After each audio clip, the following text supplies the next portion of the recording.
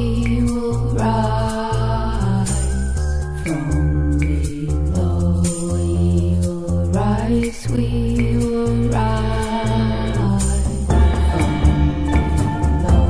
We will rise, we will rise from below. We will rise, we will rise. L'Europe a eu la chance de financer un grand nombre de projets et tous ces jeunes se réunissent aujourd'hui pour plusieurs raisons. La première, c'est d'échanger entre eux, de se connaître et de connaître aussi les projets des autres. Voir que le projet de l'un peut enrichir le projet de l'autre et faire des rencontres dans ce sens-là. La deuxième idée, qui est prépondérante, est de multiplier les initiatives de jeunes pour valoriser le travail des jeunes, la mobilité et leur donner l'envie d'aller vers l'autre européen et l'autre tout court avec un grand A.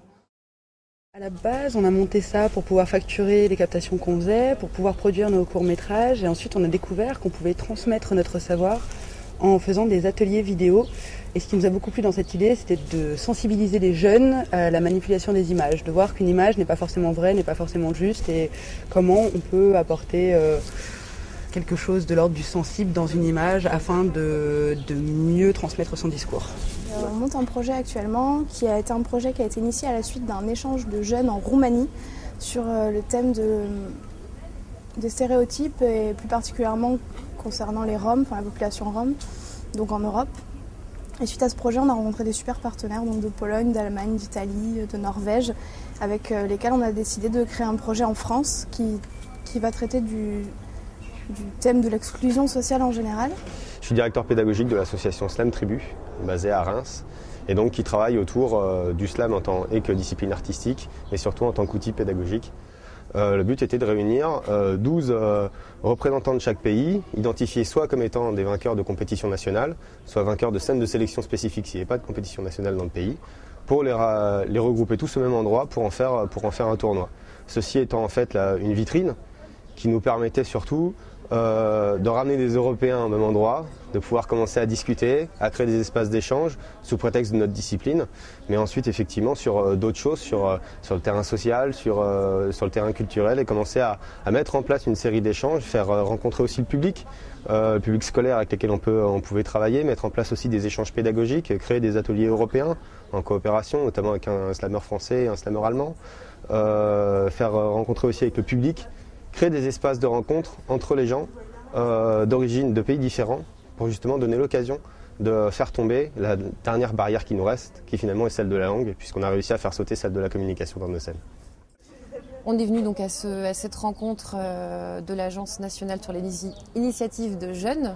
L'idée étant de parler d'un projet en particulier qu'on a testé cette année avec deux grands partenaires, l'Âge de la Tortue qui est également une association rennaise et La Criée qui est le centre d'art contemporain à Rennes également. L'idée étant d'un artiste, Romain Louvel, avec lequel on a travaillé plusieurs fois, qui voulait partir des représentations qu'on a des quartiers populaires, montrer par le biais d'un musée ethno-urbain, s'inspirant un peu des musées qu'on pouvait trouver au début du 19e siècle, qui étaient un peu représentatives de civilisation, d'une diversité culturelle, mais avec un regard d'occidentaux, et qui étaient qui les valorisaient souvent pas à leur juste titre.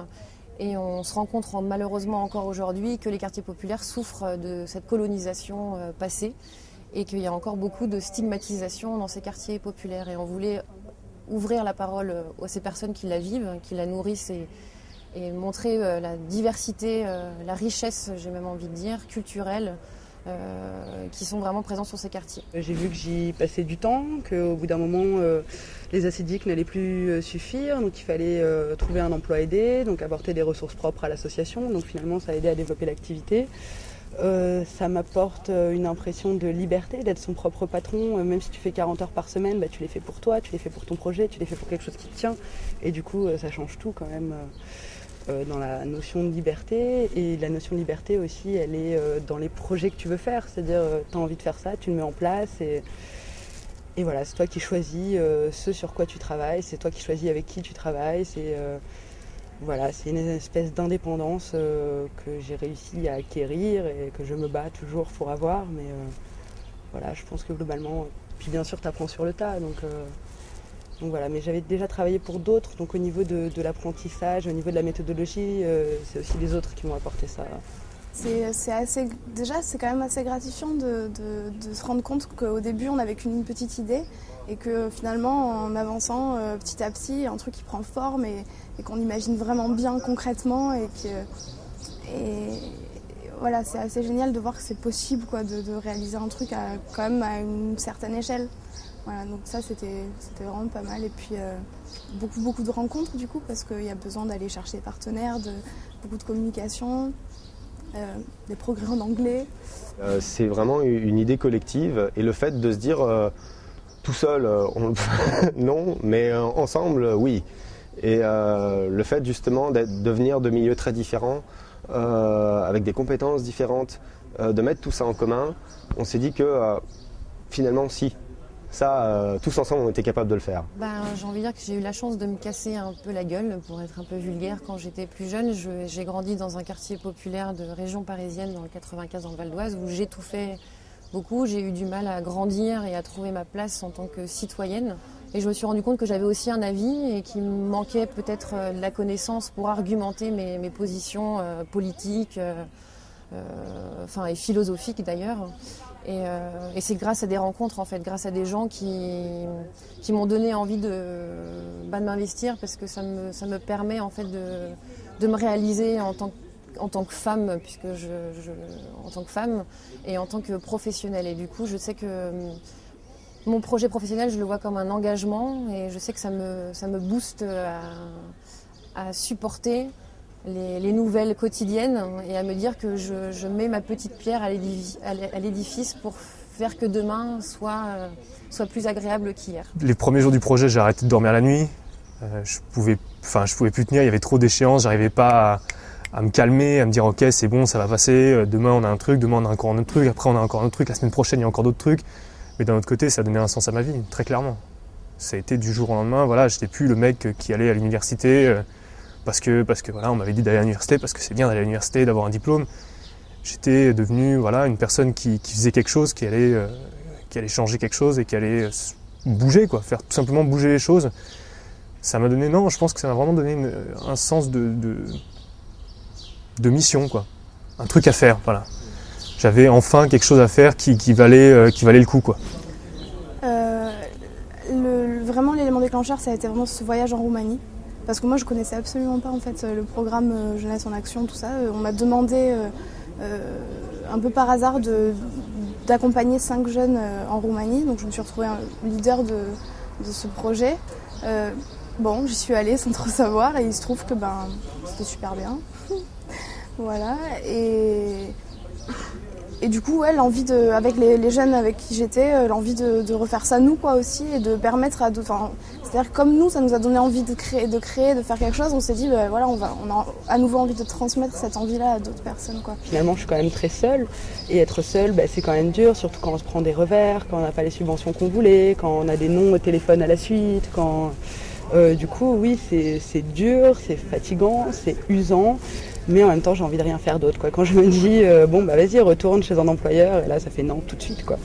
C'est pas possible pour le moment, en tout cas.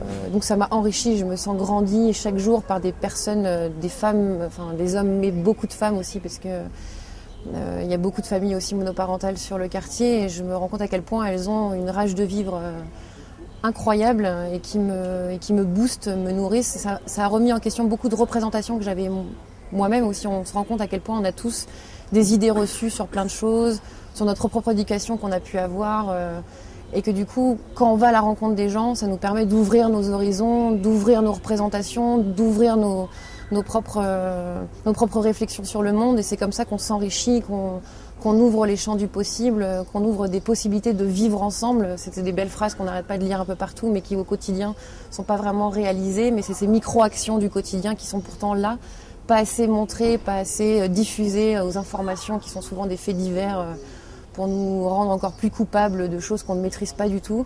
Et là, je me rends compte qu'il y a des forces vives qui existent partout et qui me permettent de me sentir qui me réconcilie avec l'espèce humaine, en fait, presque, j'ai envie de dire. Ça a changé ma vie, en fait, tout simplement.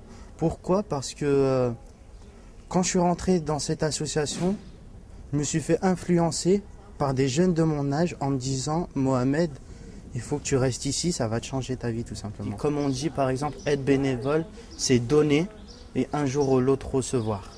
Ça c'est clair et net. Et faites-nous confiance tout simplement.